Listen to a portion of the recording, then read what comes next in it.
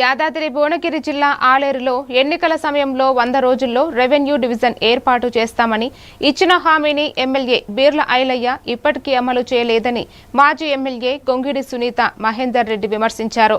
BRS కార్యాలయంలో నిర్వహించిన media సమావేశంలో మాట్లాడిన ఆమె ఆలేరు అభివృద్ధి గత ప్రభుత్వ హయాంలో జరిగిందని, ప్రజలకు తప్పుడు సమాచారం ఇవ్వడం మానుకోవాలని ఎమ్మెల్యేపై ఆరోపణలు చేశారు. మొన్న 31 జూలై నాడు కూడా ఆలేరు పట్టణ బంద్కు పిలుపునిచ్చి ఇక్కడ ప్రజలందరి సహకారంతో, వ్యాపారవేత్తల సహకారంతో అఖిలపక్ష నాయకులు ఆయన ప్రెస్ మీట్లో 10 సార్లు గత 10 సంవత్సరాలనే మాట్లాడింది. అంటే మమ్మల్ని తలుసుకోకుండా ఆయనకు పూట గడుస్తలేదు.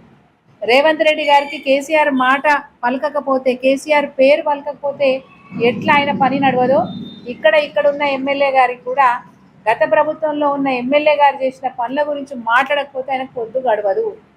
ఆయనకు పనేరు రెవెన్యూ డివిజన్కి కావాల్సిన ఫైలు సిద్ధంగా ఉంది, ఏర్పాటు చేయడానికి ఫైలు సిద్ధంగా ఉంది.